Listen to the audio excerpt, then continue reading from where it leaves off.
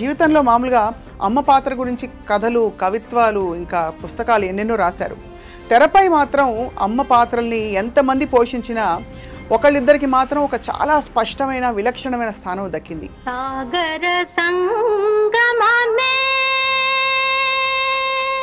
వారిలో మనందరికీ ఇష్టమైన అమ్మ ఎవరు అంటే సిల్వర్ స్క్రీన్ లెజెండ్ శ్రీమతి డబ్బింగ్ జానకి గారు.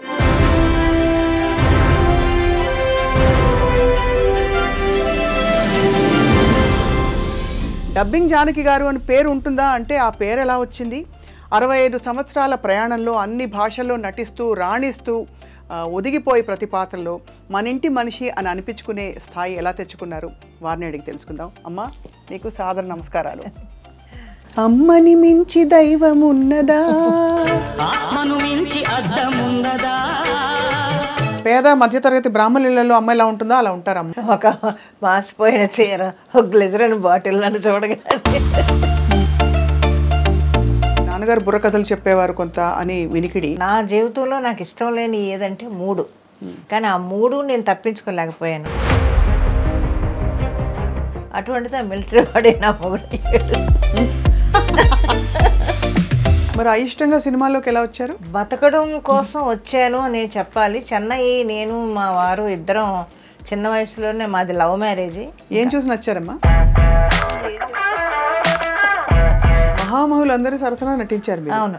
నేను హీరోయిన్ అవ్వాలని కానీ, ఇంకా నేను టాప్ మంచి ఫీమేల్ ఓరియంటెడ్ పాత్రలో నటించాలని ఎప్పుడు లేదా అమ్మ మీకు? బతకడానికి కావలసిన డబ్బులు మనకు వస్తే చాలు. మీరు డబ్బింగ్ చెప్పిన క్యారెక్టర్స్ అందరూ ర్యాంప్ క్యారెక్టర్స్ ఎక్కువ చెప్పాను. జయమాలిని, జ్యోతిలక్ష్మి. నార్మల్ సహజ రూపానికి భిన్నంగా వచ్చిన క్యారెక్టర్స్ ఉన్నాయా? గయ్యాళి క్యారెక్టర్ అసలు నా దీనికి చాలా భిన్నమైన క్యారెక్టర్. మీ అక్క చెల్లెలు ఎంతమంది అమ్మా? 14 మంది. ఆ 14 మందిలో మీరు తప్పిపోయి ఉంటారు, అందుకే మీ వారు మీకు దొరకంగానే చక్కగా వెళ్ళిపోయారు. నిజంగానే కదా అమ్మ? ఒక మాట అంటాను, ఇది తప్పైతే క్షమించండి. మీలో నాకు ఎక్కడో బహుశా మీకు కావలసినట్టే జీవితం జరిగిందా లేదా? ఆయన చనిపోయిన 5వ రోజున నేను ఇక్కడ షూటింగ్కి వచ్చాను హైదరాబాద్. కష్టం వచ్చిందా కాసేపు అలా కూర్చొని కళ్ళు మూసుకొని కాసేపు ప్రేయర్ చేసుకుంటాను. అబార్షన్ అయ్యి మంచం మీద ఉన్నాను. బాత్రూమ్ నుంచి మంచం వరకు బ్లీడింగ్. ఏ మగాడు ఎవడ చేస్తాడు? ఎప్పుడైనా బద్దకించి అలా పడుకుంటే చెళ్ళుని పాదం మీద ఇలా కొడతాడు.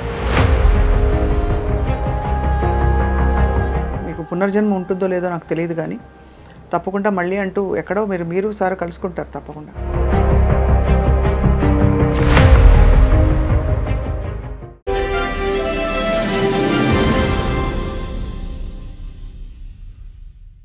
సిల్వర్ స్క్రీన్ లెజెండ్ శ్రీమతి డబ్బింగ్ జానకి గారు.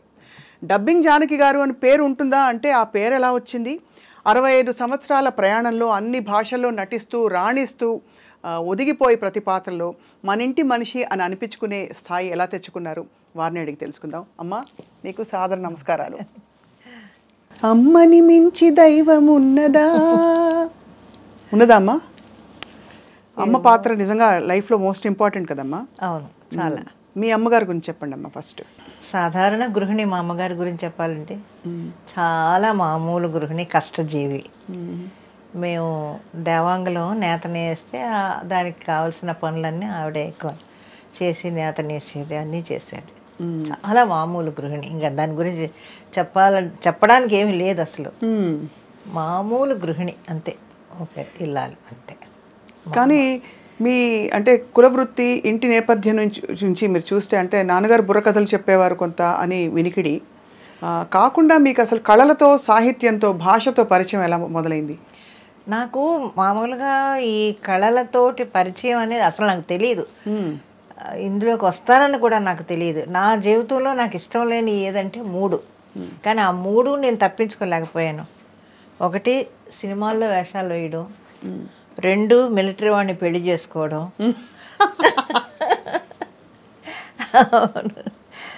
ఇంకోటి ఏదో అది మర్చిపోయాను. అది ఈ 3 కూడా నేను తప్పించుకోలేకపోయాను.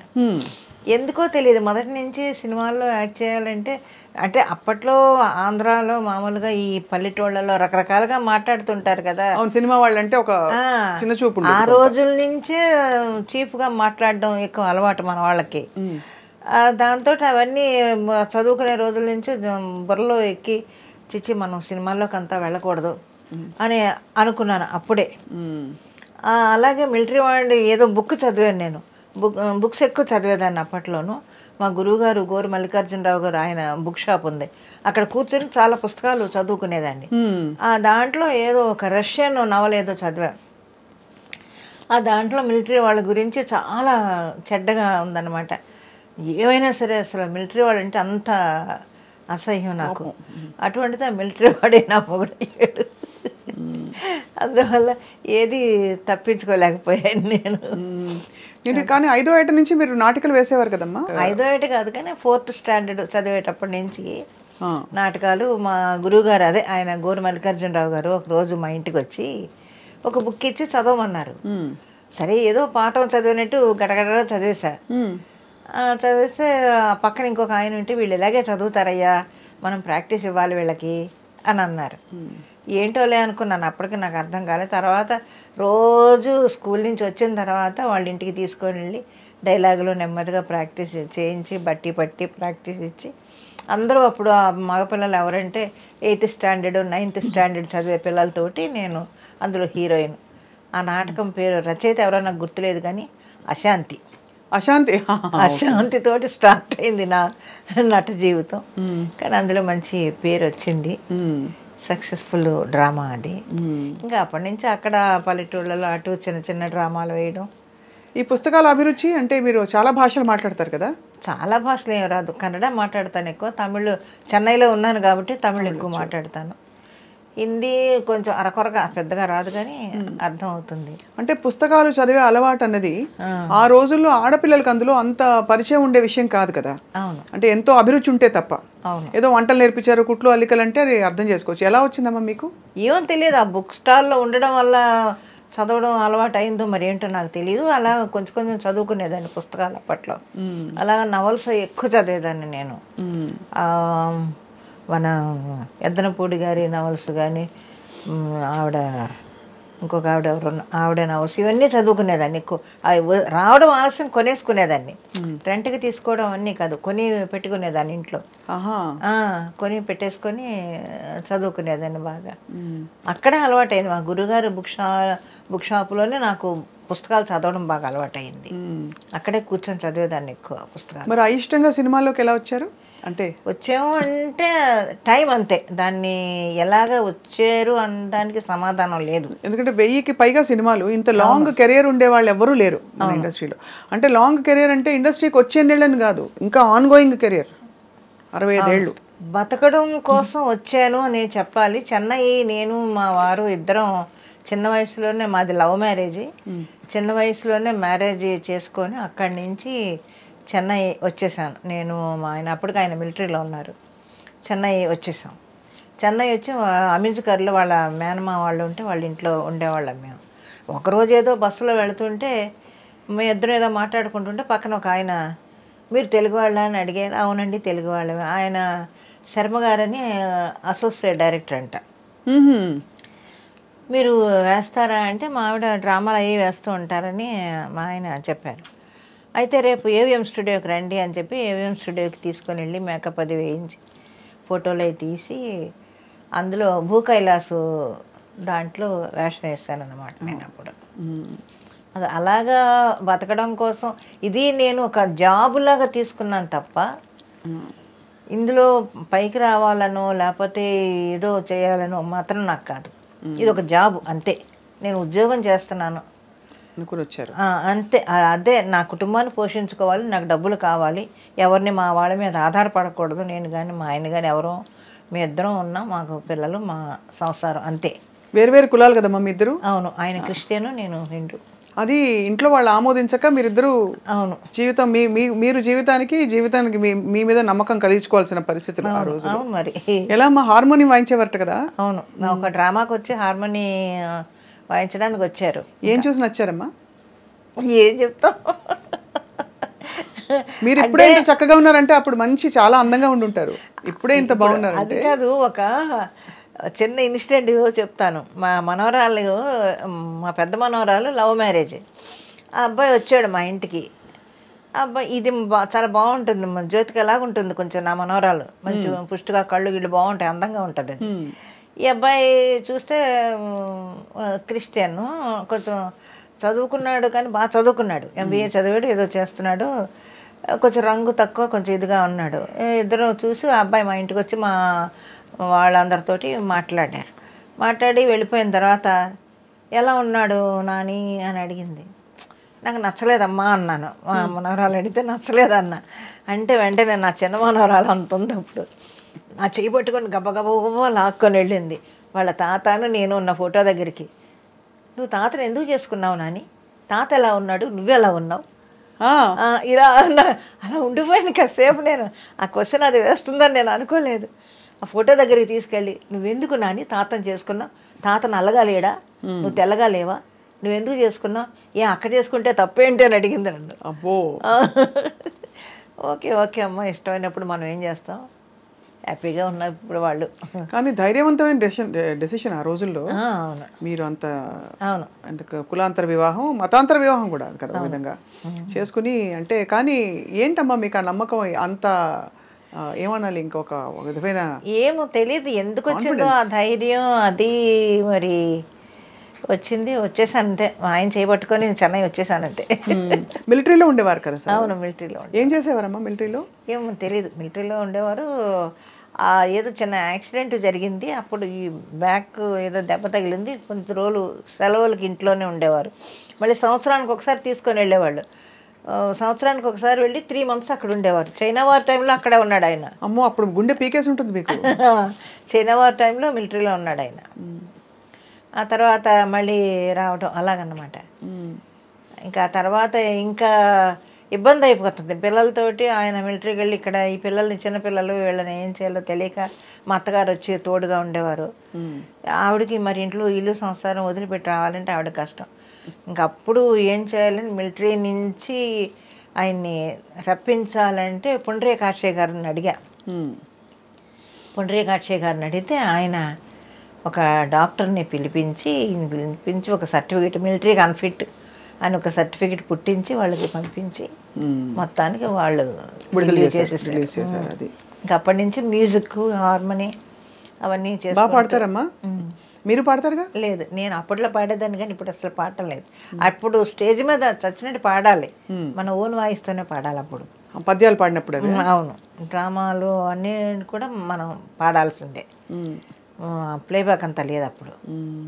నాకు ప్లేబ్యాక్ అనేది ఎప్పుడంటే పద్మనాభం గారి నాటకాలు, నాగభూషణం గారి రక్త కన్నీరు నాటకాలు, పద్మనాభం గారి శాంతినివాసం నాటకాలు అప్పుడే తెలుసు నాకు. ఓహో, ప్లేబ్యాక్ పాడతారు కోసం అనుకొని. అంతవరకు తెలియదు నాకు అసలు. మహామహులు అందరూ సరసన నటించారు మీరు? అవును, నటించారు అందరూ. అంటే 1000 సినిమాల పైన మీ అన్ని భాషల్లో అంత దిగ్గజాలతో నటించి మీకంటూ మీరు ఎప్పుడూ ఒక ఆశయం పెట్టుకోలేదా, నేను ఈ క్యారెక్టర్స్ ఆర్టిస్ట్గా కాదు, నేను హీరోయిన్ అవ్వాలని కానీ, ఇంకా నేను టాప్ మంచి ఫీమేల్ ఓరియంటెడ్ పాత్రలో నటించాలని ఎప్పుడు లేదా అమ్మ మీకు? లేదు, అదే చెప్తున్నాను కదా, నా మెంటాలిటీ ఎలా ఉంటుందంటే బ్రతకాలి, బతకడానికి కావలసిన డబ్బులు మనకు వస్తే చాలు, అంతే. అంతకు మించి నేను ఎప్పుడూ ఆశపడలేదు. ఈ రోజుకి నాకు ఆశ లేదు. ఇప్పుడు నా తోటి వచ్చిన వాళ్ళందరూ కూడా టాపులో ఉన్నా కూడా వాళ్ళని చూసి బాధపడ్డము, అసూయపడ్డము అనేది అసలు నాకు రానే రాదు. ఓకే, బాగున్నారు అంతవరకు అదే అనుకుంటాను నేను. నాకు కావాల్సింది 10 రూపాయలు వచ్చినప్పుడు 10 రూపాయలు నా కుటుంబానికి పెట్టుకున్నాను, 100 రూపాయలు వచ్చినా 100 రూపాయలు ఖర్చు పెట్టుకున్నాను, 1000 రూపాయలు వచ్చినా ఖర్చు పెట్టుకున్నాను. నేను తిని ఇంకా మా అత్తగారు వాళ్ళకి హెల్ప్ చేయడం ఇవన్నీ చేసేదాన్ని. అంటే అది విధి వింతే ఏమనాలో తెలియదు కానీ మీకు వచ్చిన పాత్రలు కూడా కొంచెం పేద మధ్యతరగతి అలాంటి, ఇన్ఫ్యాక్ట్ అనకూడదు కానీ పేద మధ్యతరగతి బ్రాహ్మణ ఇళ్లలో అమ్మాయి ఎలా ఉంటుందో అలా ఉంటారు అమ్మ అంటారు. చాలా మంది అందులో విశ్వనాథ్ గారి సినిమాల్లో చూసినప్పుడు అప్పుడు ఉండేది కదా ఒక ట్రెండ్, అవును. ఎక్కువ విశ్వనాథ్ గారి సినిమాల్లో అంటే బ్రాహ్మలు వస్తారు నటిస్తారని, అవును. అలాంటి ఒక దీనిలో ఇమేజ్లో ఒదిగిపోయారు మీరు. అవును. ఒక మాసిపోయిన చీర, ఒక గ్లిజరిన్ బాటిల్ నన్ను చూడగానే. ఇప్పుడు బయట ఎంత గ్లామరస్గా ఎంత చక్కగా ఉన్నారమ్మా మీరు. ఇన్నేళ్ల మీ ఆరోగ్య రహస్యం ఇప్పుడు ఏంటంటారు? మానసికమైన తృప్తమా నేను ఒకటి చెప్తాను. అదే ముందు నుంచి నేను చెప్పేది ఏంటంటే, మనకి తృప్తి వచ్చిన దాంట్లో, ఉన్న దాంట్లో హ్యాపీగా ఫ్యామిలీని మెయింటైన్ చేసుకోవడం, అతి ఆశలకు పోకుండా మనకున్నదా మన పరిధిలోనే మనం జీవించడం, అదొక్కటే నేను అనుకుంటా. పిల్లల్ని చదివించుకోవడం దగ్గర నుంచి వాళ్ళ జాబులు కానీ వాళ్ళ ఇది కానీ, నా ఇల్లు నా సంసారం ఒక గిరి గీసుకుంటాను నేను, ఆ గిరిలోనే ఉంటాను, దాటి బయటికి వెళ్ళను నేను. షూటింగ్ అయిపోయిందా, ఇంటికి వచ్చానా, నా ఇల్లు నా సంసారం, పొద్దున్నే వంట చేసి అక్కడ పెట్టేసి వెళ్ళిపోయేదాన్ని. అవును, మీరే కదా వంట. అవును, అలా చేసుకొని వచ్చి ఆ తృప్తి అనేది మనిషికి ఉంటే ఎప్పుడూ హెల్తీగా ఉంటారు. అసలు డబ్బింగ్ జానకి గారుగా మీరు మారారు కదా, మీ అసలు పేరేంటమ్మా? జానకే. జానకే అంటే డబ్బింగ్ అనేది తర్వాత మీరు మీకు వచ్చిన డబ్బింగ్లు చెప్తున్నాను అంటే, జానకులు ముగ్గురు ఉన్నారు కదమ్మా. సౌకర్ జానక్ గారు ఉన్నారు, శంకర జానక్ గారు ఉన్నారు. జానకి అనగానే ఏ జానకి అని అడుగుతున్నారు. అప్పుడు ఇంకా అప్పుడు ప్రెస్ కదా, మీడియా అవి లేవు కదా. అవును అవును. అడిగితే అప్పుడు డబ్బింగ్ జానకి అని మన ఈయన పద్మనాభం గారు చెప్పారు, డబ్బింగ్ జానకి అని. అలా చాలాసార్లు పోట్లాడాను ప్రెస్ వాళ్ళతోటి. మీరు అస్తమాను డబ్బింగ్ జానకి, జగ్గయ్య గారు డబ్బింగ్ చెప్తున్నారు, డబ్బింగ్ జగ్గయ్య గారిని ఎందుకు వేయరు, లేకపోతే ఇంకొక డబ్బింగ్ చెప్తున్నారు వాళ్ళని ఎందుకు వేయరు, నన్ను మాత్రం అంటే, అప్పుడు వాళ్ళు చెప్పే సమాధానం ఒకటే, ముగ్గురు జానకులు ఉన్నారు కదమ్మా, అందువల్ల రాయాల్సి వచ్చింది. మీరు డబ్బింగ్ చెప్పిన క్యారెక్టర్స్ అందరూ ఎవరెవరమ్మా? అంటే పెద్ద పెద్ద హీరోయిన్లు అందరికీ చెప్పుంటారు మీరు. శ్రీప్రియకి చెప్పాను ఎక్కువ, శ్రీప్రియ. వ్యాంప్ క్యారెక్టర్స్ ఎక్కువ చెప్పాను, జయమాలిని, జ్యోతిలక్ష్మి, వీళ్ళందరికీ బాగా చెప్పాను. హీరోయిన్ పద్మప్రియ, వీళ్ళందరికీ చెప్పాను. భారతి అప్పట్లో ఉండేవాళ్ళకి. ఏమన్నా ఇబ్బంది పడ్డారా? మీరు అయిష్టంగా ఇండస్ట్రీకి వచ్చారు, మీరు అందంగా ఉంటారు, పొందిగ్గా చక్కగా మీరు అడ్జస్ట్ అయ్యి అలా వెళ్ళిపోతున్న టైంలో మిమ్మల్ని ఇబ్బంది పెట్టిన సందర్భాలు ఉండుంటాయి కదా ఇండస్ట్రీలో ఎవరు? నేను ఒకటే చెప్తానమ్మా, మనం ఉండే పద్ధతిలో ఉంటే ఎవ్వరు మన దగ్గరికి రారు, మన జోలికి రారు. అది నేను ఒకటే, అదే ఒకటే నా. అంటే మరి ఇబ్బందులు పడుతున్న వాళ్ళందరూ పద్ధతిగా ఉండలేక నాకు తెలిసి తెలియక వాళ్ళు ఎలా తెలుస్తుంది చెప్పండి. నా వరకు చెప్పాలంటే, నేను ఉండేది ఇప్పుడు ఇంట్లోంచి బయలుదేరి వెళ్ళానా, షూటింగ్కి వెళ్ళాను, వేషం వేసుకున్నాను, ప్యాకప్ చెప్పారు, వాళ్ళు మళ్ళీ తీసుకొచ్చి నా కారులో కూడా వెళ్ళాను, వాళ్ళ బండిలోనే వచ్చి ఇంట్లో దిగుతాను, అంతవరకే. ఇంకా బయట ఏం జరుగుతుందని ఎక్కువ మాట్లాడను, ఎక్స్ట్రాలు మాట్లాడను, ఎవరితోటి ఎక్కువ మాట్లాడను, నా పద్ధతిలో నేను ఉంటాను. అందువల్ల నేను ఉండగలిగానేమో అని అనుకుంటాను తప్ప, ఎక్కువ ఎవరితోటి మాట్లాడు, ఎవరన్నా వచ్చి పలకరిస్తే ఆలో అంటే అవునండి అంతే అంతే. మళ్ళీ నాకు భయం అనమాట, గొడవలో పడతామేమో, ఏమైనా పొరపాటు మాటలు దొరుకుతాయేమో అనేది ఇప్పటికీ భయమే నాకు. అందువల్ల నేను ఎక్కువ ఎవరితోటి కాంటాక్ట్ పెట్టుకోను నేను. హలో అంటే హలో, అది ఎప్పటికే కూడా ఇప్పుడు కాదు, ఇంకో 10 ఏళ్ళ తర్వాత మీరు కనపడినా సరే, అమ్మ ఎలా ఉన్నారు అంతే. మన మధ్య ఇంకేం గొడవలు జరగవు కదా. గొడవలు ఉండవు. అలాని మీరు ఎక్కువ దోస్తీ కూడా ఎవరితో లేదా? లేను, ఎవరితోటి లేను. ఆ తరం హీరోయిన్లతో ఎవరితోటి. మరి ఎలా అమ్మా, మరి మీ కాలక్షేపం ఎలా? ఇది మీకు ఒక మనసు అంటూ ఉంటుంది కదా. అంటే కాలక్షేపం అనేది నా ఇల్లే నాకు కాలక్షేపం, నా పిల్లలే నా సర్వస్వం. నా ఇంటికి రావడం, వంటలు చేసుకోవడం, ఆ పిల్లలకు పెట్టుకోవడం, వాళ్ళ చదువులు, వాళ్ళ స్కూల్ పంపించుకోవడం, ఇంతే. ఇది చెప్పని ఒక జాబు లాగా చేసుకున్నాను నేను సినిమా ప్రపంచాన్ని. కాబట్టి మీకు అలాగే ఉండిపోయింది. అలాగే ఉండిపోయాను నేను. మరి మీ వారు మీ పాత్రలు చూసి హర్షించేవారా, నవ్వేవారా, సంతోషించేవారా? ఆయన సంతోషించేవారు, ఎప్పుడూ కూడా సపోర్ట్గా ఉండేవాడు. ఇంట్లో కూడా నాకు హెల్ప్ చేస్తూనే ఉండేవారు ఆయన. నేను షూటింగ్కి వెళ్ళినప్పుడు గబుక్కుని పిల్లల్ని స్కూల్కి తీసుకెళ్ళడం కానీ, పంపించడం కానీ, వాళ్ళని రెడీ చేయడం కానీ, ఒకవేళ సాయంత్రం ఇంటికి వస్తే ఈ వంట చేస్తే, అదేంటి పొద్దున్న చేసి వెళ్ళాను కదా నేను. అప్పుడంతా ఏంటంటే 7 to 1, 2 to 9 కాల్ షీట్లు. 7కి తెల్లవారుజాము 4 గంటలకి వెళ్ళిపోవడం, అలాగా. ఈ ఉండేనా కదా అంటే, పాపమే వాళ్ళు వచ్చారే ఇద్దరు, ఆకలి అన్నారు, ఉన్నది పెట్టేశాను, మనమే కదా రా ఈ చారాన్ని వేసుకొని తిందాం అనేవాడు. అలాంటివన్నీ చేసేవాడు ఆయన.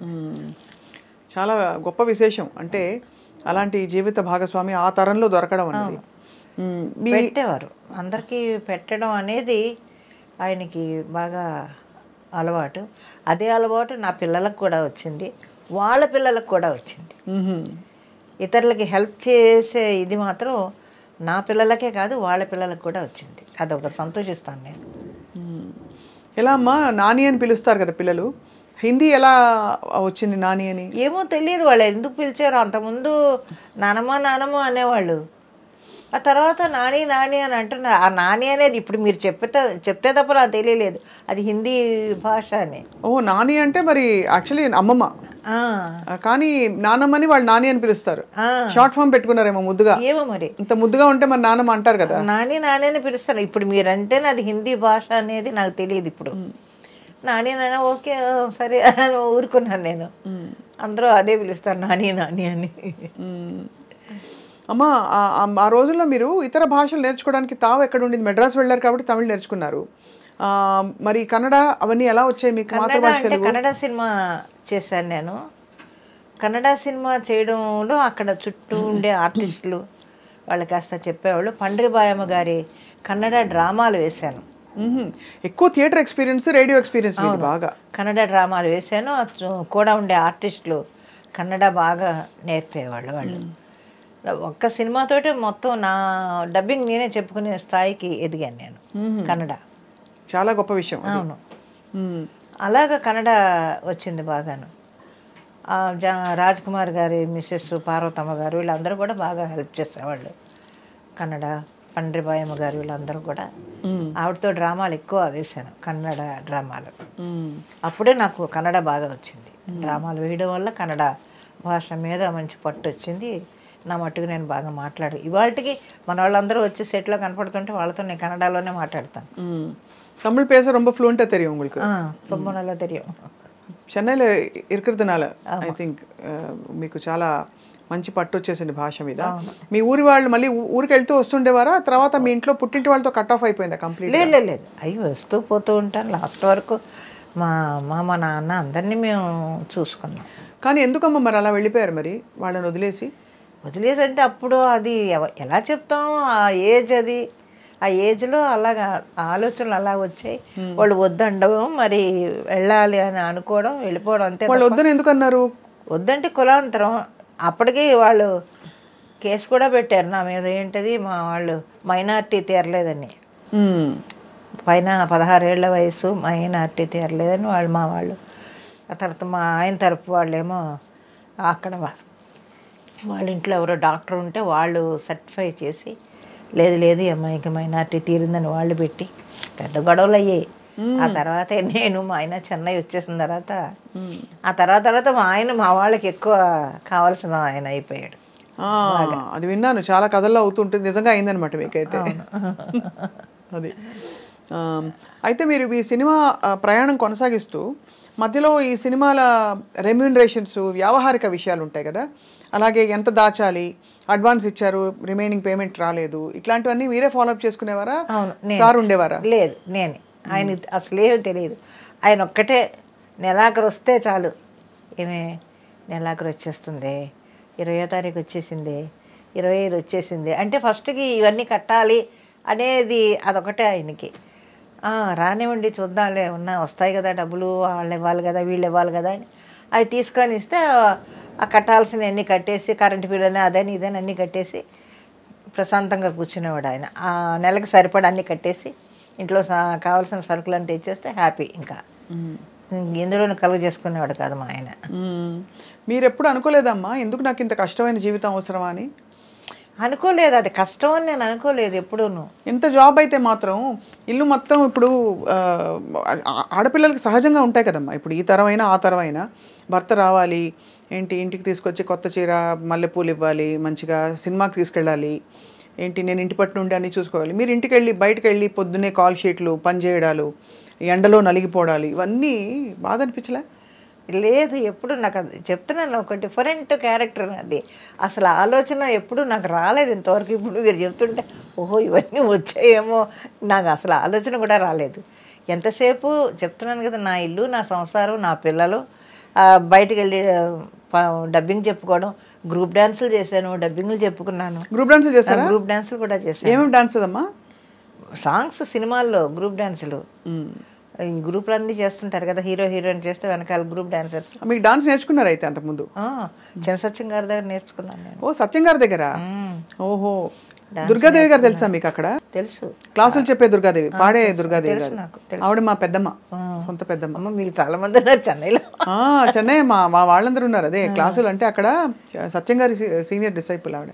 మీరు అక్కడ నేర్చుకున్నారమ్మా అయితే? సత్యం గారు వచ్చి ఒక డ్రామాకి మా ఇంటికి వచ్చి సాంగ్ కంపోజ్ చేసి వెళ్ళేవారు ఆయన.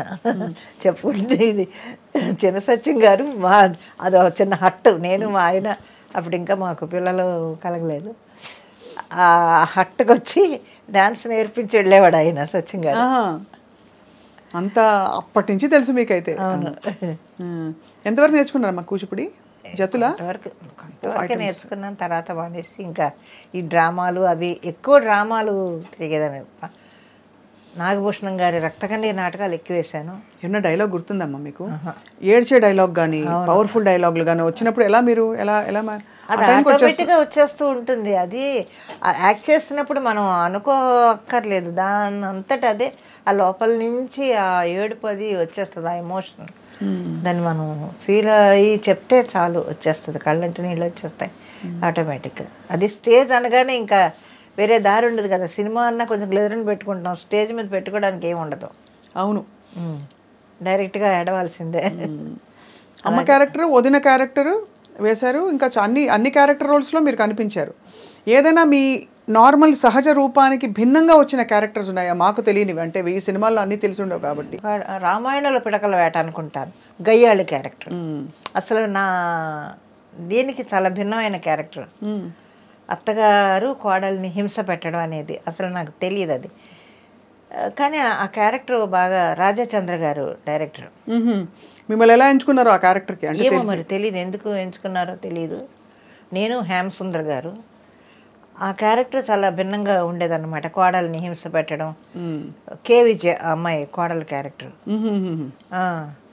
అప్పుడు దాంట్లో చివరికి నానా హింసలు పెట్టి బిడ్డని కని ఇంటికి వస్తే కూడా ఏదో తిట్టాను, ఏదో చేస్తాను నేను. అప్పుడు భర్త అడుగుతాడు, ఎందుకే నువ్వు ఇలాగా చేస్తున్నావు అని అంటే అప్పుడు చెప్పుద్దన్నమాట. కాదండి, చిన్నప్పటి నుంచి వాడు ఏం కావాల్సి వచ్చినా అమ్మ నాకు తలదువ్వు, అమ్మ నాకు నీళ్లు పోయి, అమ్మ నాకు అన్నం పెట్టు ఇలాగంటా ఉండేవాడు. ఇప్పుడు పెళ్లి చేసుకున్న తర్వాత మళ్ళీ నువ్వు రా నాకు నీళ్ళు పోయి, నాకు వీపు తవ్వు, లేకపోతే నాకు సోపు ఇయ్యి, నాకు టవల్ ఇయ్యని అడుగుతున్నాడు. ఇన్ని సంవత్సరాలు నేను కష్టపడ్డాను నా కొడుకు కోసం, ఇప్పుడు నన్ను మర్చిపోయి పెళ్ళం మీద ఆధారపడుతున్నాడు ఎక్కువ. మరి నాకు ఎలా ఉంటుంది చెప్పండి అని అంటే అప్పుడు భర్త క్యారెక్టర్ చెప్తాడనమాట, నువ్వు అలాగెందుకు ఆలోచిస్తావు, నువ్వు ఇప్పుడు నీకు రెస్ట్ ఇవ్వాలి అని నీ కొడుకు ఆలోచిస్తున్నాడని నువ్వు ఎందుకు అనుకో. ఇన్ని సంవత్సరాలు నా కోసం మా అమ్మ కష్టపడింది, ఇకైనా మా అమ్మ సుఖంగా ఉండని, హ్యాపీగా ఉండని అని నీ కొడుకు ఆలోచిస్తున్నాడని నువ్వెందుకు అనుకోవు, నీ ఆలోచన ధోరణే తప్పది. అప్పటి నుంచి రియలైజ్ అయ్యి మారుతుంది అనమాట అత్తగారు. అదొక భిన్నమైన క్యారెక్టర్. అయితే మంచిగా అయ్యాడే కానీ, అంటే మీరేమి అంత చెడ్డ క్యారెక్టర్ ఏం కాదు. ముందంతా కొంచెం చెడు, తర్వాత మంచిగా అయిపోయే క్యారెక్టర్. అలాగా మీరు రాజసంగా ఉండే పౌరాణికాలు, ఫోక్లోర్స్ అట్లాంటివి వచ్చాయి మీకు అవకాశాలు? లేదు, అన్ని సాంఘికాలు ఎక్కువ. చాలా కష్టం అనిపించిన క్యారెక్టర్ ఏంటమ్మా? ఎందుకంటే మేము చూసిన కొన్ని సినిమాల్లో గుర్తుండిపోయిన కొన్ని క్యారెక్టర్స్ ఉన్నాయి, వాటి గురించి మాట్లాడే లోపు మీకు చాలా ఛాలెంజ్ అనిపించిన క్యారెక్టర్ ఏది? తమిళ్లో ఉన్నాయి, తెలుగు కన్నా నాకు ఎక్కువ తమిళ్లో కొంచెం ఛాలెంజ్డ్గా ఉండే క్యారెక్టర్స్. ఎవరికి అమ్మగా వేశారు అప్పుడు? ఇప్పుడు సత్యరాజ్ గారికి మదర్ క్యారెక్టర్ ఒకటి వేసాను, రజనీ గారికి ఒకటి వేసాను. రజనీ గారికి వేశారా?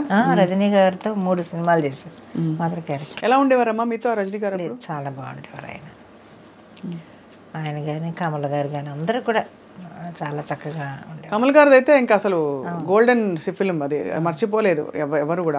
ఆ సీన్ అలా ఇప్పటికీ వంటింటి సీన్, ఆ సీన్ ఎలా జరిగినప్పుడు. అది విశ్వనాథ్ గారితో ఎన్ని సినిమాలు వర్క్ చేశారు మీరు? ఒక 18 సినిమాలు చేశారు. 18 సినిమాలు. అది మరి న్యాచురలీ అందుకనే అంత ఒక కైండ్ ఆఫ్ ఫిల్మ్స్లో మిమ్మల్ని చూసి అలవాటైంది. సో కానీ సాగర సంగమంలో మాత్రం అది గోల్డెన్ ఇది. మీ దగ్గు కానీ మీ నేత చీర కప్పుకున్న తీరు అంతా ఎంత సహజంగా ఉంది. అక్కడ విశ్వనాథ్ గారు అందరికీ చెప్పించేవారట, మీకు కూడా చెప్పారా? చెప్తారు. కొన్ని పద్ధతులు ఆయన్ని చూసే నేను నేర్చుకున్నాను. కట్టు బొట్టు అంతా కూడా ఇప్పటికీ నేను అదే ఫాలో అవుతాను. అన్యాచురల్గా ఎక్కడ ఉండను నేను. మామూలు బయటకు వెళ్ళేటప్పుడు కానీ రెడీ అవ్వడం కానీ ఏది పద్ధతిగానే ఉంటాను తప్ప ఇదిగా ఉండను నేను. అక్కడి నుంచి వచ్చిన అలవాట్లు అవన్నీ నేను. జంధ్యాల గారు వీళ్ళందరితోటి పనిచేయడం వల్ల ఏమిటంటే ఒక పద్ధతి, ఒక ఇంట్లో ఉండే ఒక ఆవిడ, ఒక మిడిల్ క్లాస్ లేడీ ఎలా ఉంటుందో మధ్యతరగతి కుటుంబంలో అలాగే అలవాటు అయిపోయింది నాకు. మరి ఇన్ని 1000 సినిమాలు చేశారు కదమ్మా, ఇంతమంది మహామహులతో నటించారు. పొదుపు చేసుకోవడం, దాచుకోవడం ఇవన్నీ అలవాటైందా? అసలు మొత్తం వచ్చినంత ధారాళంగా పిల్లలకి కుటుంబానికి ఖర్చు పెట్టడమేనా? లేదమ్మా, అది మాత్రం నాకు రాలేదు. దాచుకోవడం, జాగ్రత్త పడడం అనేది లేదు. కాకపోతే ఏదో దేవుడు ఇచ్చినంత వరకు ఒక ఇల్లు కట్టుకున్నాను చెన్నైలో. తిరగడానికి ఏదో కారు ఉంది. పిల్లలు హ్యాపీగా వాళ్ళ జాబులు, వాళ్ళ పిల్లల కన్నా వాళ్ళ పిల్లలు ఇంకా బాగున్నారు, మా పిల్లల కన్నా వాళ్ళ పిల్లలు ఇంకా బాగున్నారు. అందరూ హ్యాపీగా ఉన్నాం. చెప్తున్నాను కదా, నాకు ఆస్తులు లేవు, అప్పులు లేవు. ఇవి హాయిగా ఉంటాయి. అప్పులు లేకపోతే హాయిగా నిద్రపడుతుంది. అవును, ఒక్క పైసా, సింగిల్ పైసా అప్పు లేదు, ఆస్తులు లేవు. ఉన్నంత వరకు ఏదో వచ్చిందా, నా కుటుంబానికి హెల్ప్ చేసుకున్నానా. ఇప్పటికీ కూడా ఇక్కడ నేను ఉండి, ఎందుకంటే పిల్లల మీద ఎవరి మీద మనం ఆధారపడకుండా నా మెడిసిన్స్ వరకు నేను సంపాదించుకుంటే చాలు అనే దానితోటే తప్ప వాళ్ళందరూ ఎందుకు నువ్వు అక్కడ ఉంటావు, నువ్వు వచ్చే అని గోలనమాట. ఎందుకమ్మా మీకు ఉండడం, అంటే బంధాలు అలా ఉంటేనే ముద్దుగా అందంగా ఉంటాయి అనిపిస్తుందా మీకు? అవును, ఎందుకంటే మనం ఇంకా ఇప్పుడు మూల కూర్చొని అలా కూర్చుంటే కూర్చోలేం. నేను అసలు కూర్చోలేను. మామూలుగా ఇంట్లో రూమ్లో ఉన్నా కూడా అది తీసి ఇది తీసి అది సర్దుతూనే ఉంటాను అనమాట. ఎప్పుడు ఫోన్ చేసి ఏం చేస్తున్నావు అంటే నా రూమ్ సర్దుకుంటున్నాను అంటాను. ఎప్పుడు చూడు రూమ్ సర్దుతూనే ఉంటావా అంటారు మా ఇంట్లోంచి. అలాగే అది అలవాటు అయిపోయింది. అందువల్ల గమ్ముని ఇంట్లో కూర్చోలేను. 4 రోజులు ఇంట్లో సైలెంట్గా కూర్చుంటే అస్సలు కూర్చోలేను, ఏదో పని చేసుకోవాలి. అందుకని సరే మనం ప్రయత్నం చేయకుండా మనల్ని వెతుక్కుంటూ వస్తున్నాయి వర్క్. ఇంకా అలాంటప్పుడు చేసుకోవడంలో తప్పు లేదు కదా. ఇప్పుడు నాలాంటి వాళ్ళు ఎంతమంది ఖాళీగా కూర్చొని పోసుకోవాలి కవర్లు మాట్లాడుకుంటూ కాలక్షేపం చేస్తున్నారు కదా. అది లేదు. హ్యాపీగా మనం కష్టపడుతున్నాం, పని చేసుకుంటున్నాను, నా ఫుడ్ నేను తింటున్నాను, నా ఇంట్లో నేను ఉంటున్నాను, ఎవరి మీద ఆధారపడలేదు. అదొక తృప్తి నాకు. పని చేసుకుంటున్నాం, భగవంతుడు శక్తి ఇచ్చాడు, పని చేయడానికి శక్తి ఇచ్చాడు, అదంతే. అమ్మ ఒక మాట అంటాను, ఇది తప్పైతే క్షమించండి. మీలో నాకు ఎక్కడో బహుశా మీకు కావలసినట్టే జీవితం జరిగిందా లేదా అనే ఒక చిన్న ప్రతి వాళ్ళకు ఉంటుంది కదమ్మా, ఒక అవలోకనం చేసుకుంటే ఒక కష్టపడ్డ బాధ కనిపిస్తుంటుందమ్మా. ఎప్పుడు చూసినా అనిపిస్తుంది. మీ రెసిపీ రీల్స్లో చూశాను. అంటే అంత సిన్సియర్గా మీరు జీవితానికి కమిట్ అయిపోయి అన్నీ చేసుకుంటూ వచ్చారు. ఒక్క క్షణమైనా ఆగి ఆలోచించారా నాకేం కావాలని? ఆలోచించలేదు అసలు, నాకు ఆలోచనే రాలేదు. అది ఎవరో నమ్మినా నమ్మకపోయినా కానీ నాకు అసలు ఆలోచన అనేది రాలేదు. ఇలాగ నేను కష్టపడ్డానా, నేను ఇలా చేశానా అనేది లేదు. అంటే ఎవరి కోసం, నా కోసమే కదా కష్టపడుతున్నాను, నా ఇంటి కోసం కదా కష్టపడుతున్నాను అనే ఆలోచన తప్ప ఇంకొకటి నాకు తెలియదు అసలు. ఇది చాలా అంటే ఎంత తృప్తి పొందారంటే మీరు, ఎంత పొద్దు నుంచి ఎన్నేళ్ళు అసలు నెలకు ఎన్ని రోజులు వెళ్ళేవారు షూటింగ్స్కి? ఒక కనీసం 20-30 రోజులు ఉండేదా? అవతల సినిమాలు లేకపోతే డ్రామాలకి పరుగులు పెట్టేదాన్ని, నేను డ్రామాలకు వెళ్ళేదాన్ని, డ్రామాల నుంచి ఇంటికి వచ్చేదాన్ని. ఇంట్లో ఉంటే ఇల్లు, నా సంసారం, నా ఇదే, నా పిల్లలు, అంతవరకే. బయటికి వెళ్ళానా అక్కడ షూటింగ్లు అవి, అంతే తప్ప ఈ కష్టపడుతున్నానా, ఎందుకు ఈ కష్టం అనేది ఆలోచన రాలేదు. అది వస్తే ఏమన్నా అలా ఉండేదేమో, నాకు ఆలోచనే రాలేదు అసలు ఇంతవరకు. ఇది ఉన్నంతవరకు హ్యాపీగా ఓకే, మన పిల్లలు బాగున్నారు, నా ఇల్లు బాగుంది, నా సంసారం బాగుంది, ఓకే అనుకునేదాన్ని. ఏదన్నా ఉందా మన చేతనైతే నలుగురు పెట్టాలి. ఇప్పటికీ ఏదన్నా ఎవరైనా హెల్ప్ అడిగితే చదువుకునే పిల్లలు వాళ్ళు వీళ్ళు ఉంటే వాళ్ళకి ఏమైనా హెల్ప్ చేస్తూ ఉంటాను. అంత గొప్ప మనసు మీది. అంటే గొప్పతనం కోసం అని కాదమ్మా, కానీ సహజంగా అలా ఉండడం అన్నది చాలా కష్టం. ఎవరికి వాళ్ళే చూసుకునే రోజులు ఇవి. పండగలు ఎలా ఉండేవమ్మా ఇంట్లో అప్పుడు? అంటే కులాంతర వివాహం కాబట్టి ఎలా అన్ని పండుగలు? ఇంకా క్రిస్టియన్ ఇంట్లో అందరూ క్రిస్టియన్ అందరూ మొత్తం మా పిల్లలు మా వాళ్ళ మ్యారేజెస్ అన్నీ కూడా క్రిస్టియన్ పద్ధతిలోనే జరిగాయి. మీ పెళ్లి కూడా అలాగే జరిగిందా? మా పెళ్లి కూడా అలాగే జరిగింది. మరి మీరు క్రీస్తు నమ్ముతారా ఇప్పుడు? నమ్ముతారు. మీకేమన్నా అయ్యాయమ్మా ఎక్స్పీరియన్సెస్ ఇలాగా? ఉన్నాయి చాలా. ఎందుకంటే ఇలాంటివి కులాంతర వివాహాలు ముఖ్యంగా ఇలా మతం మార్చుకుంటే కనుక అది చాలా ఎక్స్పీరియన్సెస్ అవుతాయని చెప్తూ ఉంటారు. మీకేమయ్యాయమ్మా ఎక్స్పీరియన్సెస్? మీకు అభ్యంతరం లేకపోతే? లేదు, నా ఎక్స్పీరియన్స్ అనేది చెడుగా ఏమీ నాకు జరగలేదు. అదే మంచిగానే అడుగుతున్నా. ప్రతిదీ కూడా నేను జీసస్ నమ్ముతాను. నేను ఏదైనా ఒక పని చేయాలి అంటే 2 నిమిషాలు అలా కళ్ళు మూసుకొని ఇది నాకు నువ్వు చెయ్యి అంతే, అదే అడుగుతాను. అది డెఫినెట్గా జరుగుతుంది. నాకు అది తప్పకుండా నాకు ఆ పని జరుగుద్ది. ఏంటి నేను ఇలా ఉన్నాను, ఖాళీగా ఉన్నాను, నాకు వర్క్ రాలేదేంటి, నే వర్క్ ఇవ్వవా, ఇలా అడుగుతాను నేను ప్రేయర్ చేసుకునేటప్పుడు. ఆ రోజు సాయంత్రానికి ఏదో ఫోన్ వస్తుంది. ఇలా చాలా ఎక్స్పీరియన్స్ ఉన్నాయి నాకు. అందువల్ల జీసస్ నేను బాగా నమ్ముతాను. సో అయితే ఎక్కువ క్రిస్టియన్ పండుగలు ఇంట్లో క్రిస్మస్, ఈస్టరు అన్నీ అవే. చర్చికి వెళ్ళాలని ఉండేవా? అవును, సండే వెళ్తాం మేము చర్చ్కి. ఇక్కడ కూడా వెళ్తాను, ఎర్రగడ్డ చర్చికి వెళ్తాను. ఇక్కడ ఎక్కడుందో నాకు తెలియదు కానీ ఎర్రగడ్డ చర్చి మాత్రం తెలుసు. సండే షూటింగ్ లేకపోతే నేను వెళ్ళేసి కాసేపు కూర్చొని ప్రేయర్ చేసుకొని వచ్చేస్తాను. మీ అక్క చెల్లెలు ఎంతమంది అమ్మా? అక్క చెల్లెలు అన్నదమ్ములు చాలా మంది ఉన్నారు, 14 మంది. అందరూ 14 మందా? అవును. మీ అమ్మగారికి జోహార్లు. అవును, నిజంగా అసలు ఎంత ఓపిక. కడుపులో బిడ్డ చంకలో బిడ్డ ఉండేవాళ్ళు కదా. ఎంతమంది పిల్లలు, మీకు ఎంత ఆస్తి అని అడిగేవాళ్ళు కాదు ఆ రోజుల్లో. మీకు ఎంతమంది పిల్లలు అని అడిగేవాళ్ళు. అదే చాలా గొప్ప అన్నమాట. నేను 9వ దాన్ని. అందరూ చనిపోయారు. ఇంకా మిగిలింది ఎవరంటే 4 అక్క చెల్లెళ్ళు మిగిలాం. అందరూ హ్యాపీగానే ఉన్నారు, బాగానే ఉన్నారు. 14 మంది అమ్మా. అవును. అప్పుడు అంటే ఒకలా చూసుకుంటే యాక్చువల్లీ ఆ 14 మందిలో మీరు తప్పిపోయి ఉంటారు. అందుకే మీ వారు మీకు దొరకంగానే చక్కగా వెళ్ళిపోయారు. నిజంగానే కదా. ఎంత గొప్ప జీవితం అంటే. అప్పట్లో మా ఇళ్లలో అందరికీ అంతమంది పిల్లలే, 12 మంది 13 మంది ఇలాగా ఇంతమంది ఉండేవాళ్ళు పిల్లలు. మీకమ్మా? నాకు ఇద్దరు అబ్బాయిలు. అంటే 2 అబ్బాయిలు, అమ్మాయి పెంచుకున్నాను చిన్నప్పటి నుంచి. అది పెంచుకున్నారమ్మా? ఇద్దరు అబ్బాయిలు, అమ్మాయి. చాలా అందమైన జీవితం. అంటే ఆర్డినరీనెస్ అంటారు, అంటే సాధారణ జీవితంలోనే గొప్ప విషయాలు అంటారే, అలా సాగింది మీ లైఫ్. మీరు ఎక్కడో ఏదో నడిపించింది శక్తి మిమ్మల్ని. లేకపోతే 15 ఏళ్ళకి వెళ్ళిపోవడం ఏంటి ఇంట్లోంచి, మళ్ళీ సినిమాలు నమ్ముకుని వద్దనుకున్న సినిమాలను ఒప్పుకుని చేయడం అది ఇది. మీరేమన్నా ఫలానా క్యారెక్టర్ నేను చేయను అని రిజెక్ట్ చేసిన సందర్భాలు ఉంటుంటాయి కదా? లేదు, కాకపోతే ఒకటి ఈవీవి గారిది జంబలకడ పంప మాత్రం కొంచెం భయపడ్డాను. చెయ్యను అని చెప్పలేదు, అంత పెద్ద డైరెక్టర్ దగ్గర నేను చెయ్యను అని చెప్పలేదు. కానీ నా సందేహం చెప్పాను, సార్ నేను అన్నీ మరి మిడిల్ క్లాసు వైఫ్ క్యారెక్టర్ మంచి మదరస్సుగా వేస్తున్నాను కదా, ఇలా అంటే నేను చెప్తున్నాను కదా నువ్వు వెయ్యి అని ఆయన హలో బ్రదర్లో కూడా అన్నపూర్ణ గారిని మొత్తం కుక్క పిల్లిచ్చి భలే చేయించారు ఆయన. అదే అంటే కొత్తతనంలో అది మంచి పేరు వచ్చింది నాకు. ఆ జంబలకడ పంపకి మంచి పేరు వచ్చింది. అవును. ఇతర అమ్మలు ఉంటారు కదమ్మా, అమ్మ క్యారెక్టర్స్, ఇలాంటి క్యారెక్టర్స్ వేసేవాళ్ళు. వాళ్ళు ఎప్పుడైనా అంటే ఎక్కువ క్యారెక్టర్లు వీళ్ళు వేస్తున్నారు వాళ్ళు వేస్తున్నారు ఇవన్నీ ఉండేవా అసలు ఇండస్ట్రీలో? ఉంటాయి.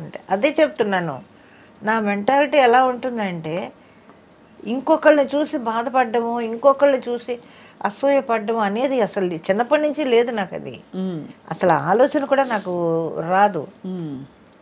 నా దగ్గర ఎంత ఉంది, నా సంసారం ఎంత ఉంది అంతవరకే తప్ప అయ్యో నన్ను దాటి ఆవిడ వెళ్ళిపోతుంది, పెద్ద పెద్ద వేషాలు వేసుకుంటుంది అన్న ఆలోచన నాకు అసలు ఎప్పుడు రానే రాదు. ఆ థాట్ అసలు ఎప్పుడు నా బ్రెయిన్కి రాదు. అసలు నేను ఆలోచించను. నేను ఈరోజు గడిచిపోయింది, ఈరోజు గడిచింది, రేపటి గురించి భగవంతుడా నువ్వే ఉన్నావు అనుకుంటాను అంతే. అంటే ఎక్కువ గడవడం గడవకపోవడం దగ్గరే ఉండిపోయింది మీ ఆలోచన. అంతే అంతే. ఇల్లు గడవాలి, అంతే, బాధ్యతలు తీరాలి అంతవరకే, అంతే. అంతకు మించి ఏం ఆలోచించలేదు ఎప్పుడు కూడా. కోరికలు అసలు ఇల్లు కొనుక్కుందామనో కార్లు కొనుక్కుందామనో స్థలాలు అలా స్థలాలే కొనుక్కోవాలని ఆలోచన ఉండుంటే అసలు చెన్నైలో సగం చెన్నై కొనుక్కుని ఉండేదాన్ని నేను. అంత డబ్బులు వచ్చాయమ్మా? బాగా సంపాదించారు. అవును, అలాగ ఉండేదాన్ని. అప్పుడంతా తక్కువే కదా. నాకు తెలిసి కిలో మాంసం 2 రూపాయలు. మరి అప్పుడు కూడా తినడానికి తిండి లేక మా పెద్దబాబు పుట్టిన తర్వాత అవస్థలో పడుతుంటే మా ఆయన ఫ్రెండు జోసఫ్ అని, ఆయన డ్రైవరు, కారు డ్రైవరు, ఆ, లలిత శివజ్యోతి కంపెనీలో. వాళ్ళిద్దరూ పరిచయం అయ్యి, ఎక్కడ అంటే మాది రామచంద్రపురం, మాది పెద్దాపురం అని. అయ్యో మనం ఒకటేనా. అప్పటి నుంచి వాళ్ళిద్దరు కలిసి సినిమాలకు వెళ్ళడం అలాగ ఉండి అతను ఆ బేటా తీసుకొచ్చి ఇచ్చేవాడు అన్నమాట. అప్పుడు ఎంత, ₹2 ఎంతో బేటా అనుకుంటాను డ్రైవర్కి. వాళ్ళ లలిత శివజ్యోతి కంపెనీలో బేటా తీసుకొని నేను బిడ్డని కానీ ఇంట్లో ఉన్నాను, ఆకలి, డబ్బులు లేవు, నేను వర్క్కి వెళ్ళలేను. అటువంటి పరిస్థితుల్లో వచ్చి ₹1 ఇచ్చేవాడు అతను. ₹10 తను పెట్టుకొని మిగతా డబ్బులు ఇచ్చేవాడు అనమాట. ఇస్తే మా ఆయన వెళ్ళి ఆ బియ్యం, పప్పులు, ఉప్పులు అన్నీ తెచ్చి అప్పుడు వండుకునేవాళ్ళు. ఆ దాంట్లోనే అప్పుడు మాంసం ఎంత, ₹2 కిలో, ఒక పావు కిలో మాంసం తెచ్చుకొని, కైమా తెచ్చుకొని అలాగా తిన్నాం. అలా ఎన్ని రోజులు అతను చూశాడు మా ఆయన ఫ్రెండ్ జోసఫ్. ఎంత పెద్ద విషయం అమ్మా. మరి ఆయన తర్వాత అంటే మళ్ళీ మీరు తిరిగి ఆయన చూసుకోవాల్సిన పరిస్థితి చాలా సార్లు వాళ్ళు. తర్వాత ఇక్కడ ఆవిడేమో దీంట్లో పనిచేసేది, కళ్యాణి హాస్పిటల్లో వర్క్ చేసేవారు ఆవిడ నర్సుగాను. తర్వాత పిల్లలు తీసుకొని వాళ్ళు రామచంద్రపురం వెళ్ళిపోయారు, మొత్తం ఫ్యామిలీ చెన్నై నుంచి షిఫ్ట్ అయ్యి. ఆ తర్వాత ఆయన పోయిన తర్వాత ఎప్పుడైనా ఆవిడ, మేము వెళ్ళినప్పుడు మాత్రం రామచంద్రపురం వెళ్ళి వాళ్ళని చూసి వాళ్ళ ఇంట్లో ఉండే వచ్చేవాళ్ళం అందరం. కానీ చాలా ఆశ్చర్యం ఏంటంటే అమ్మా, మీరు అంత సినిమాలు ఉండి కూడా చేతిలో పెద్దబాబు పుట్టినప్పుడు అప్పటికి సినిమాలు ఎక్కువ ఎక్కువ లేవు కాబట్టి మీకు ఆర్థిక ఇబ్బందులు. అవును. తర్వాత ఏం లేవుగా ఇబ్బందులు? ఇబ్బందులు ఉన్నాయి, ఇబ్బందులు లేవనుక మేము పడిన కష్టాలు ఎవరు పడి ఉంటారు అసలు. ఉదాహరణకి ఆయన అంటే ఆర్థికంగానే, ఎందుకంటే ఇంట్లో వాళ్ళని అడగకూడదు, మా కాళ్ళ మీద మేము నిలబడాలి, మేము బతకాలి, మాకు ఇదే. దాంతో మరి ఎక్కడ ఏవిఎం స్టూడియో, ఎక్కడ అమ్యూజికర్, ఎలా వెళ్తారు? 10 పైసలు బస్సు టికెట్ లేదు మా దగ్గర. ఆయన నేను కబుర్లు చెప్పుకుంటూ జాలీగా నడుచుకుంటూ వెళ్ళిపోయేవాళ్ళం, అంతంత దూరాలు నడుచుకొని. ఎన్ని కిలోమీటర్లు బాబు. మరి అలాగా లైఫ్ చాలా చేసాం, చాలా కష్టాలు పడ్డాం. కష్టాలు అంటే అసలు అంతా ఇంత కష్టాలు కాదు, మేము పడిన కష్టాలు. నేను మా ఆయన ఇద్దరం. అప్పుడు ఈ పరిషత్తులకి ప్రైజులు, వెండి కప్పులు ఇచ్చేవాళ్ళు. ఆ కప్పులు అమ్మేసుకొని, మెళ్ళో సూత్రాలు అమ్మేసుకొని పడ్డాం. నానా అంత కష్టాలు పడలేదు మేము. ఏ రోజు కుంగిపోలేదు అయితే? లేదు, ఎప్పుడు బాధపడలేదు. కానీ ఏదో వర్క్ వస్తుంది, చేసుకుంటున్నాం, దాంతోనే గడుస్తుంది. వచ్చినప్పుడు కాసేపు అలా కూర్చొని సరేలే రేపు ఏదో జరుగుతుందిలే అని అనుకోవడం, అంతే. కానీ దాదాపు భారం, బాధ్యత అంతా మీ మీదే పడింది కదా? నా మీదే పడింది. అది కూడా అంటే ఒక విధంగా చూస్తే ఆయన ఇల్లు చూసుకున్నారు, అంటే కొంతవరకు పిల్లల్ని చూసుకోవడం మీరు లేనప్పుడు అది. కానీ పిల్లల్ని చదివించి తీర్చిదిద్ది వాళ్ళ పిల్లలు ఇంకా బాగుండేలా చూసారంటే అది మీరు చాలా గొప్ప విషయం కదమ్మా. సో అయితే మరి తర్వాత మళ్ళీ ఫ్యామిలీస్ని ఎప్పుడు కలిసారు ఫస్ట్ మీరు పిల్లలు పుట్టేశాక? అప్పుడే మా పెద్దబాబు కడుపున పడిన తర్వాతే మా వాళ్ళు తీసుకొని వెళ్ళి, డెలివరీ మా ఇంట్లోనే జరిగింది. మా పెద్దబాబు డెలివరీ మా ఇంట్లోనే జరిగింది, పుట్టింట్లోనే జరిగింది. ఏమిటో మానవ సంబంధాలు, జీవితం ఇవన్నీ చూస్తే అంటే అర్థం కాదమ్మా అవి. మీరు చూసిన జీవితంలో ఏం అర్థం చేసుకున్నారు చెప్పండి అమ్మా. ఏంటి లైఫ్ అర్థం ఏంటి, మీనింగ్ ఏమిటంటే? ఏదో వచ్చాము, జరిగింది, అలాగ ఇన్ని సంవత్సరాలు గడిపేసాము, ఇంకా ఈ ఆఖరి క్షణాల్లో అందరూ హ్యాపీగానే ఉన్నాం కదా అని అనుకుంటాను అంతే. ఇప్పుడు దేవుడు దయ వల్ల ఇంతవరకు హ్యాపీగా మనం నడిపించాడు. ఇంతకన్నా లేని వాళ్ళు, మనకన్నా హీనమైన స్థితిలో ఉన్నవాళ్ళు ఎంతోమంది ఉన్నారు. వాళ్ళందరికన్నా మనం బెటర్గానే ఉన్నాం అనుకుంటాను నేను ఇప్పుడు. కానీ పోలికి వచ్చినప్పుడు అలా రాదు కదా. మనతో పాటు ఇతర సినిమా యాక్టర్లు ఎవరైతే ఉన్నారో, మనం వాళ్ళ ఇండస్ట్రీకి ఒకసారి వచ్చాం, వాళ్ళు చూడు ఎంత కట్టేసుకుని ఎంత ఎదిగిపోయారు, పెద్ద పెద్ద రోల్స్ చేస్తున్నారు. నాకు రాలేదనే పోలికే వస్తుంది చాలా మందికి. అవును, మీకు రాలేదు. నాకు అది రాదు, అస్సలు రాదు. అంటే మీ సంస్కారం, మీ ఆత్మవిశ్వాసం, భగవంతుడి యందు మీకుండే విశ్వాసమే కదమ్మా. లేకపోతే అంతగా మీరు అన్నట్టు నిజంగా పుస్తలమ్ముకుని వెండి కప్పులు గెలుచుకున్న, కష్టంగా అపురూపంగా సంపాదించుకున్నవన్నీ అమ్మేసుకుని ఇంట్లో ఉండడం అంటే చాలా. ఇప్పుడు చెన్నైలో ఇల్లు ఉందమ్మా?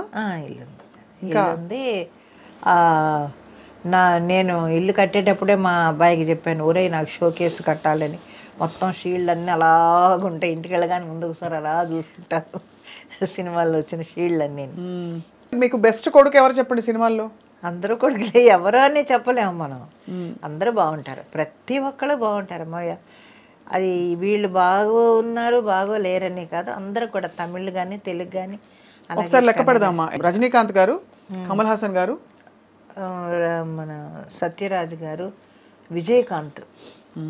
అన్యాయంగా వెళ్ళిపోయారమ్మా ఆయన. అవును, నాకు విజయకాంత్ గారు ఫస్ట్ షూటింగ్ అయిన తర్వాత అందరికీ బట్టలు పెడతారు అనేది ఆయన షూటింగ్లోనే చూశాను నేను. విజయకాంత్ గారు పెడతారా? అవును. ఆహా, ఎలా అమ్మా?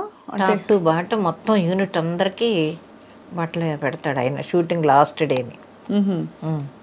అప్పుడే తెలిసి నాకు, ఓహో ఇలా ఇస్తారన్నమాట. సో అలా మీకు చీర పెట్టారా? ఇలా అలాగే లేని వాళ్ళకి అందరికీ కూడా కుట్టు మిషన్లు, ఈ సైకిళ్ళు, ఇవన్నీ చాలా హెల్ప్ చేసేవాడు. చూడండి ఎంత మహానుభావుడు ఆయన. ఎందుకమ్మా అంత తొందరగా వెళ్ళిపోవాలి? మరి ఆయన పార్టీ పెట్టారు. పుట్టినరోజు చాక్లెట్ మిఠాయి తీసుకొచ్చి లడ్డు ఇస్తున్నారు ఎవరో ప్రొడక్షన్ బాయ్స్. ఏంటి విశేషం అంటే, కెప్టెన్ పొరందనాళమ్మా అన్నారు. ఏంటంటే అదే విజయకాంత్ గారి పుట్టినరోజమ్మా ఈరోజు, మేము ఇలాగ ఉన్నామంటే ఆయనే కదమ్మా మాకు ఇగో ఈ పోర్డు ఇవన్నీ ఇచ్చారు, ఈ బళ్ళు ఇచ్చారు, ఇవన్నీ ఇచ్చారు, ఈ వ్యాన్లు ఇవన్నీ, మరి మేము ఉన్నామంటే ఆయనే కదా మా కారణం అని అన్నాడు. అలాంటి హెల్ప్లు ఆయన చాలా చేశారు. తెలుగులో ఎవరమ్మా మీకు బాగా ఇష్టమైన కొడుకు?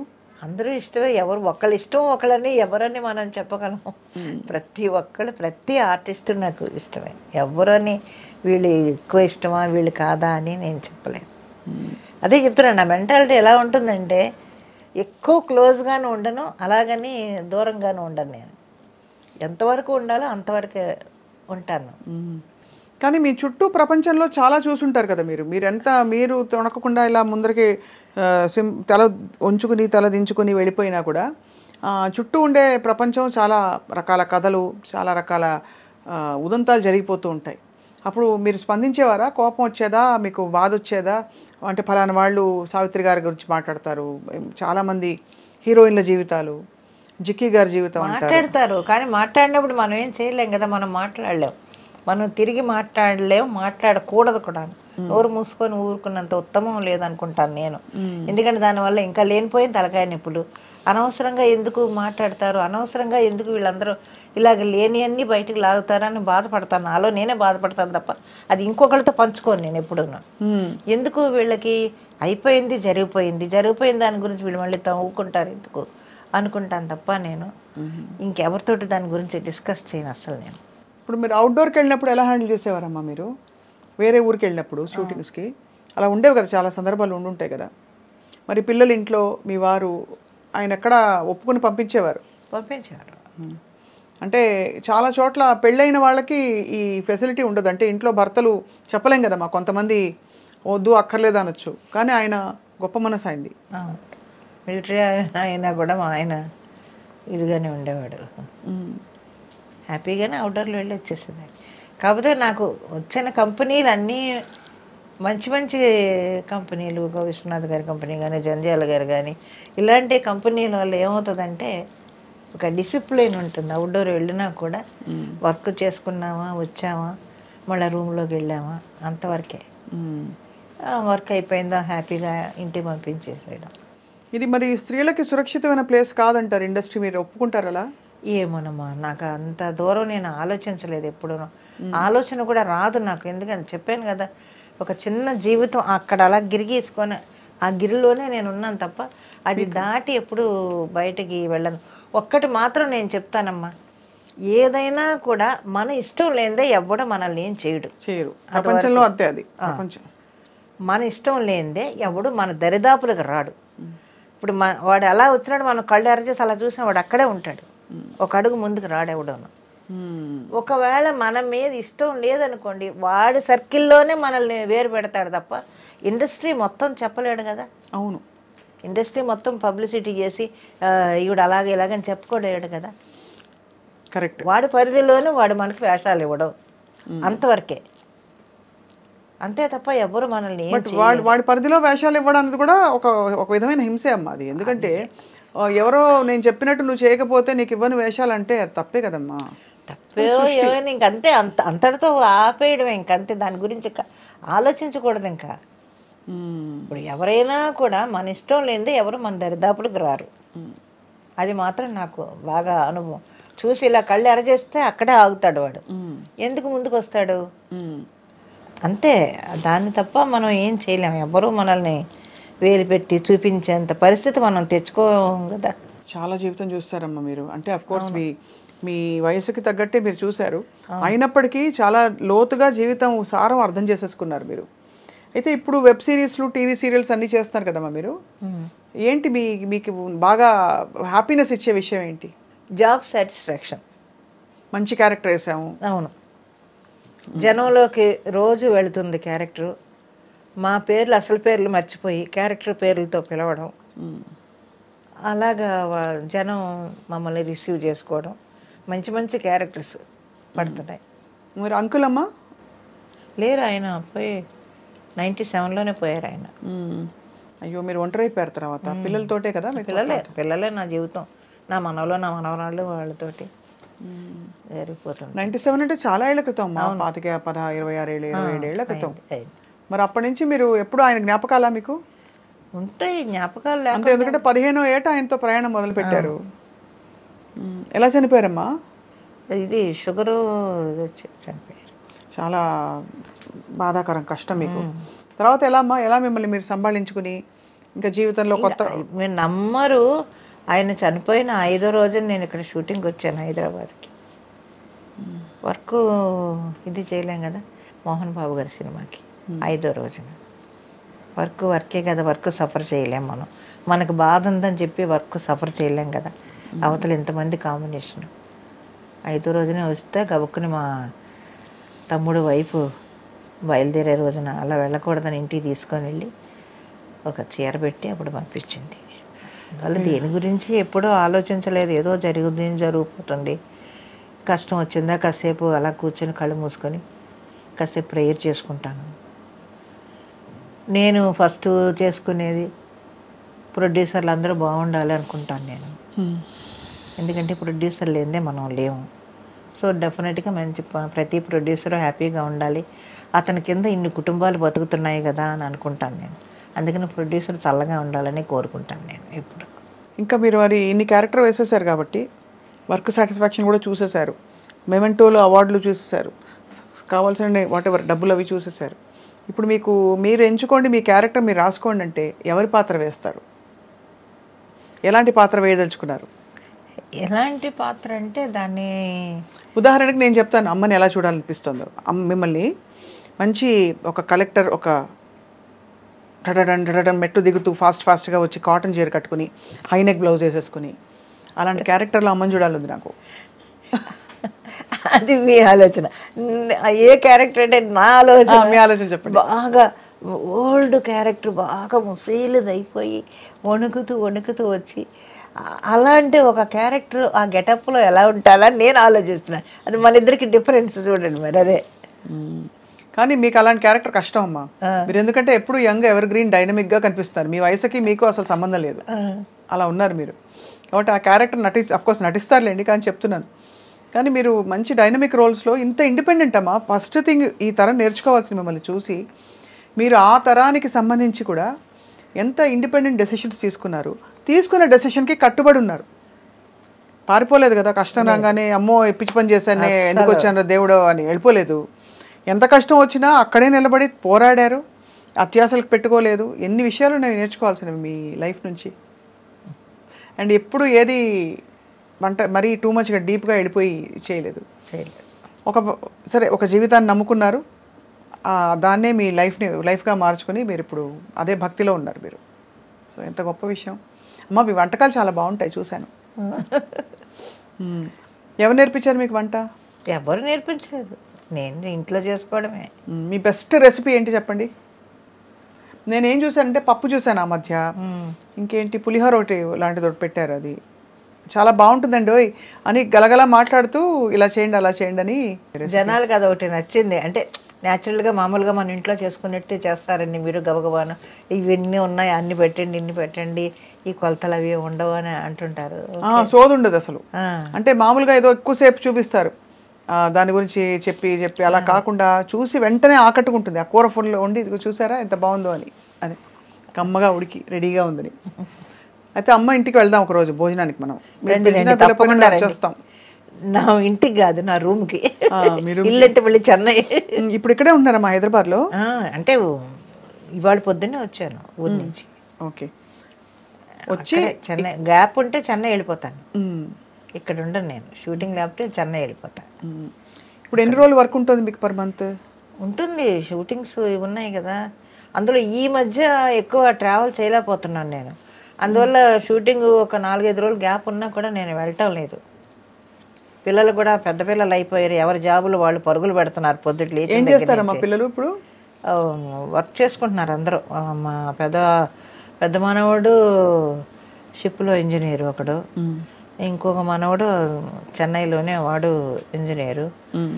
నా మనవరాలు టీచరు, తను ఫ్రెంచ్ టీచరు, సింగపూర్లో ఉంటుంది. ఇంకొక అమ్మాయి పోర్ట్ కంపెనీలో వర్క్ చేస్తుంది.